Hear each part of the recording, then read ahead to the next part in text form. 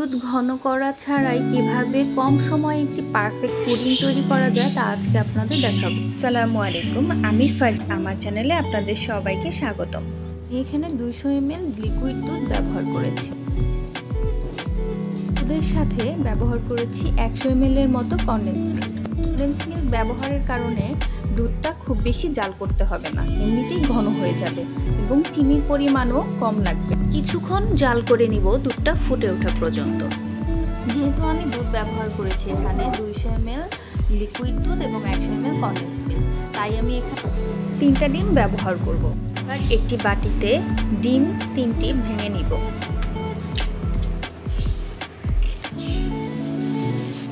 তিনটি ডিমের সাথে আমি ব্যবহার করব এখানে 100 গ্রামের মতো চিনি।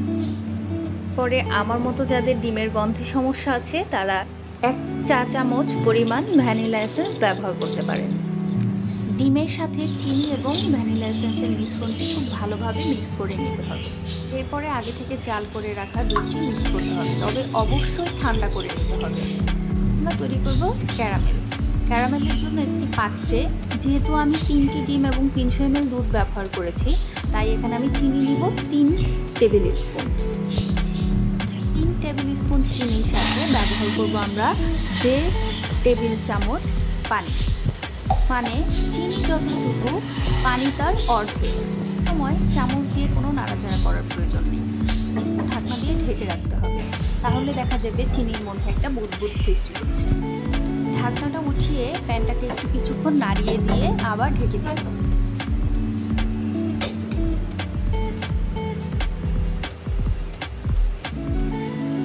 এই পর্যায়ে যখন গোল্ডেন কালার ধারণ করবে তখন আমরা চুলার ফ্লেমটা বন্ধ করে দিব। ক্যারামেলটা অলমোস্ট হয়ে গিয়েছে। আমরা যেই পাত্রে পুডিংটি বসাবো সেই পাত্রে ক্যারামেলটি ঢেলে নিব। এবার ক্যারামেলটি সেট করার জন্য কিছুক্ষণ ঠান্ডা করার জন্য রেখে দিব।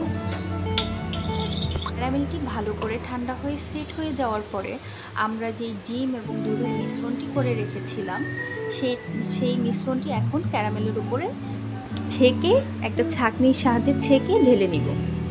ছাঁকনির সাহায্যে ছেঁকে নিলে মিশ্রণের মধ্যে যদি কোনো কিছু দানাদার থেকে থাকে সেগুলো উপরে থেকে যাবে। এরপরে আমরা বাটিটাকে সুন্দর করে একটু সেট করে নিব। একটু ঝাঁকিয়ে সমান তালে করে দিব, যাতে উপরে বাবলস জমে থাকলে বাবলসগুলো কমে যায়। এরপরে চুলায় একটি প্যান বসিয়ে নিব। প্যানের মধ্যে যে কোনো একটি কাপড় বা টিস্যু বসিয়ে নিব। এর ফলে বাটিটা নড়াচড়া করবে না। পরে পাত্রের মধ্যে পানি ঢেলে নিব। পানিটা যাতে পুডিংয়ের মিশ্রণটি নিচে থাকে সেটা লক্ষ্য রাখতে হবে। পুডিংয়ের মিশ্রণটির বাটির উপরে একটি কাচের প্লেট বা কোনো ঢাকনা দিয়ে ঢেকে দিব। তার উপরে প্যানের ঢাকনাটি দিয়ে দিব। ঢাকনার ছিদ্রযুক্ত জায়গাটি একটি ছোট কাপড় অথবা টিস্যু দিয়ে বন্ধ করে দিতে হবে। 20 থেকে 25 মিনিট পরে একটি কাঠি ঢুকিয়ে দেখবেন, কাঠিতে কিছু না লাগলে বুঝবেন আপনার পুডিং সেট হয়ে গিয়েছে। এরপরে নর্মাল ফ্রিজে 1 ঘন্টা বা 2 ঘন্টার মতো রেখে সার্ভ করলেই হবে। সবাইকে ধন্যবাদ। আমার ভিডিওটি যদি ভালো লেগে থাকে তাহলে প্লিজ আমার চ্যানেলটিকে সাবস্ক্রাইব করবেন।